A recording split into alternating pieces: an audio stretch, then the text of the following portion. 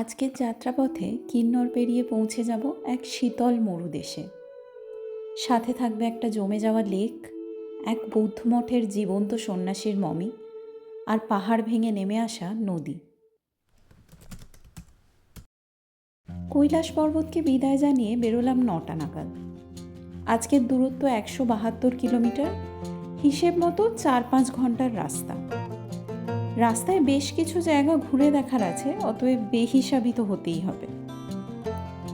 কিছুক্ষণের মধ্যেই এই সবুজের সমারোহ বদলে যাবে রুক্ষ পাথরে, বাতাসে অক্সিজেন একটু একটু করে দুর্লভ হবে, পাশ দিয়ে শতদ্রুর বদলে বইতে শুরু করবে স্পিতি নদী।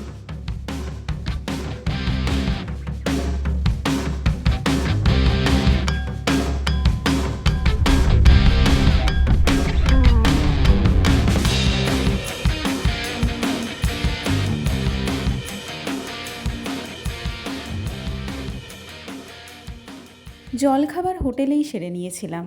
এখন দাঁড়ালাম খাব সঙ্গমে। চীন থেকে বয়ে এসেছে শতদ্রু নদী, তারই উপনদী হিসেবে যুক্ত হয়েছে স্পিতি নদী। এখান থেকে শতদ্রু নামেই নেমে গেছে কিন্নর, অর্থাৎ আমরা যেদিক থেকে উঠে এলাম সেদিকে।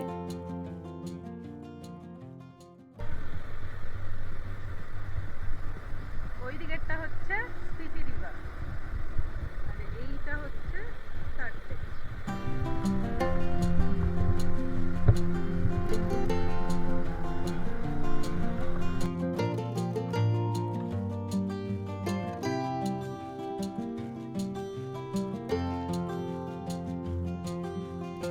খাব সঙ্গমে একটি ছোট ধাবা আছে, খাবার বেশ ভালো।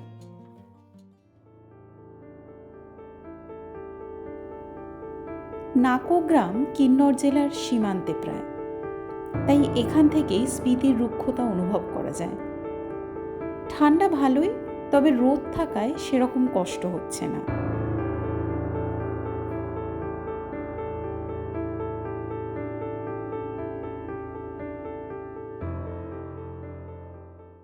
এখানের বৌদ্ধ মঠের বয়স 1000-এর বেশি। ভেতরে ছবি তোলা বারণ, তাই এর বেশি দেখাতে অপারগ। এই মঠ প্রতিষ্ঠা করেছিলেন রিনচেন জাংপো, একজন অনুবাদক, যিনি বৌদ্ধ পুঁথির সংস্কৃত থেকে তিব্বতী ভাষায় অনুবাদ করেন। বাইরের দিকের আর্কিটেকচার অনেকটাই সহজ সাদামাঠা, কিন্তু ভিতরে ঢুকলেই দেখতে পাবেন অপূর্ব রঙিন মুরাল, মাটি দিয়ে তৈরি সুন্দর সুন্দর মূর্তি। এখান থেকে গ্রামের মধ্যে দিয়ে লেকে যাওয়ার রাস্তা। ঠান্ডা থেকে বাঁচতে এখানকার মানুষের প্রধান ভরসা পাথর এবং মাটি। মনাস্ট্রি থেকে লেক যাওয়ার একটা শর্টকাট রাস্তা ছিল, কিন্তু আমরা সেটা বুঝতে না পেরে বেশ ঘুরপথে হাঁটা শুরু করি, এবং সেই নিয়ে একটুও আক্ষেপ নেই। এত সুন্দর গ্রামটা মিস করে যেতাম না হলে।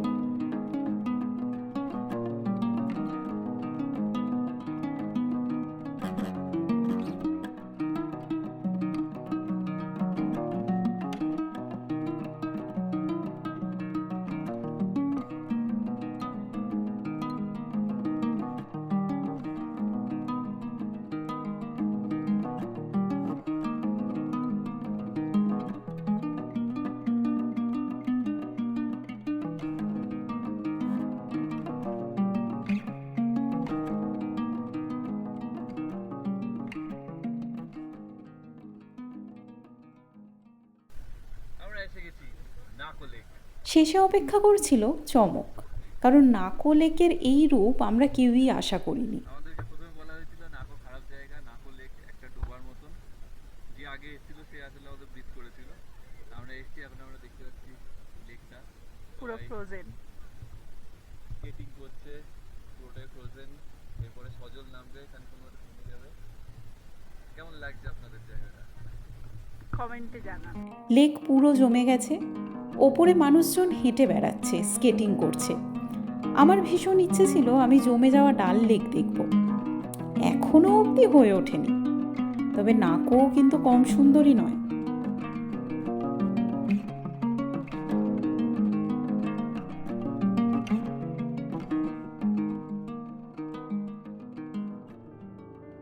নাকোতে দুপুরের খাওয়া দাওয়া সেরে বেরিয়ে পড়লাম। এবার ঢুকে পড়ব স্পিতি জেলায়। পাহাড়ের মাথায় এখন বরফ দেখা যাচ্ছে। আবহাওয়া আংশিক মেঘলা। আজকের গন্তব্য টাবো, রাত্রিবাস সেখানেই। তবে তার আগে একটা ছোট্ট ডিটোর আছে।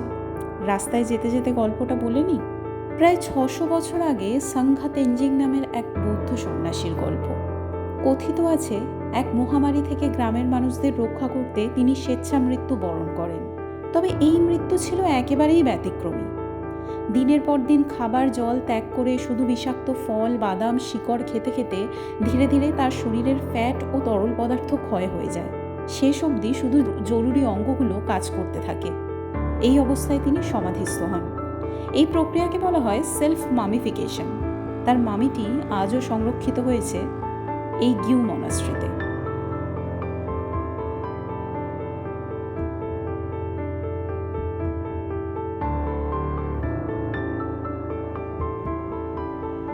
বসে থাকা অবস্থায় তার দাঁত, নখ ও চুল অক্ষত দেখা যায়। জাপানি বৌদ্ধ সন্ন্যাসীদের মধ্যে একসময় এই প্রথা প্রচলিত ছিল, আর পুরো প্রক্রিয়াটি সম্পন্ন হতে সময় লাগত প্রায় 10-12 বছর।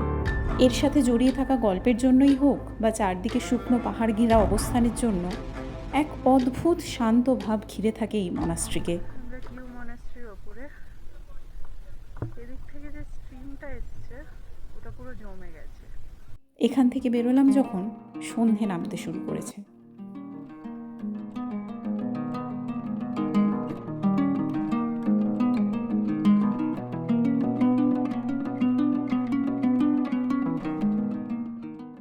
সকালে উঠেই এমন একটা দৃশ্য দেখে মন ভালো হয়ে গেল।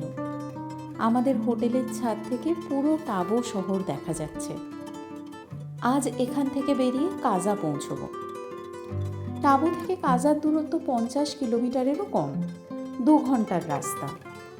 কম রাস্তা বলে নিজেদেরই আলসেমিতে বেরোতে প্রায় 11টা বেজে গেল। হোটেল থেকে বেরিয়ে প্রথমে থামলাম টাবো মনাস্ট্রিতে। নাকোর মতোই এই মনাস্ট্রিও 1000 বছরের পুরনো, এবং আরও একটি মিল হলো দুটি মনাস্ট্রির প্রতিষ্ঠাতাও একই ব্যক্তি। আসুন তো একটু মেমোরি টেস্ট করি। ভিডিও রিওয়াইন্ড না করে বলুন দেখি তিনি কে। স্পিতির বেশিরভাগ বৌদ্ধ মঠ পাহাড় চূড়ায় অবস্থিত, কিন্তু টাবো নেমে এসেছে উপত্যকার বুকে। চারদিকে উঁচু পাহাড় ঘিরে আছে।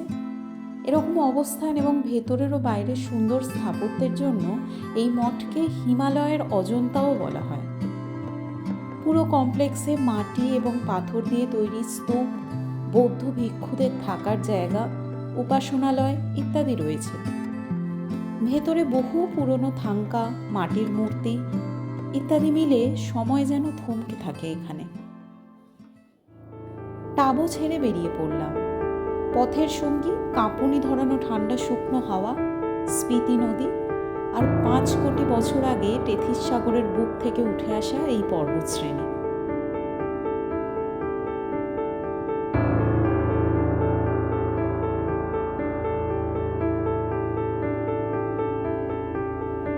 স্পিতির রুক্ষতার এক অদ্ভুত নেশা আছে, তাই হয়তো বারবার ফিরে আসতে হয়।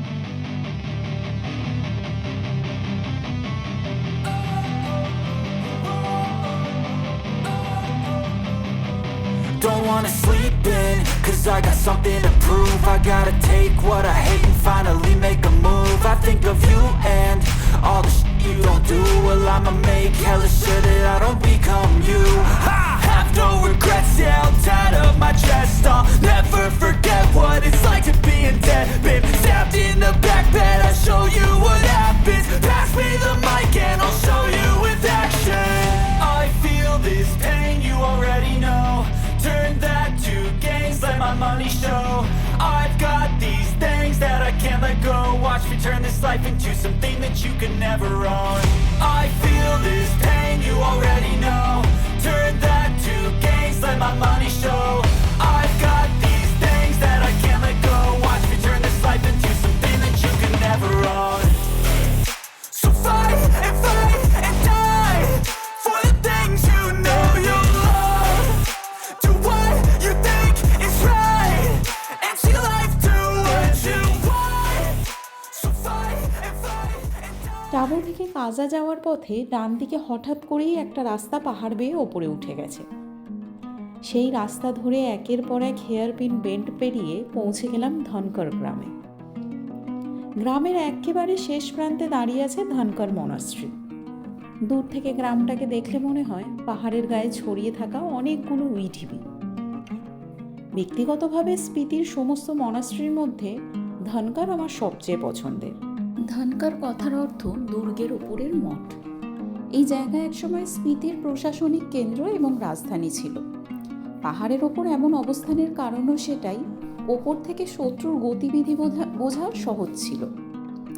এখান থেকে দেখা যায় স্পিতি আর পিন নদীর মিলনস্থল। ধনকর মনাস্ট্রির সামনে স্থানীয় দিদিরা বিক্রি করছিলেন সি বাকথর্ন টি। হালকা ঝাঁঝ, চমৎকার স্বাদ।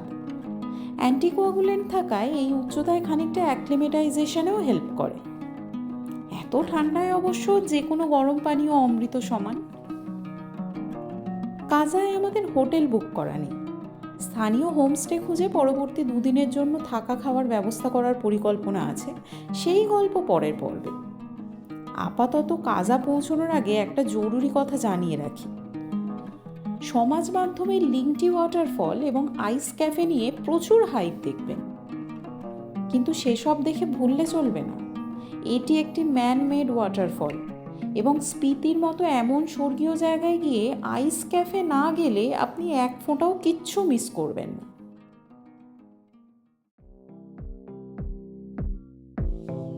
আজ তাহলে এই অবধি, পরের পর্বে দেখা হচ্ছে তো।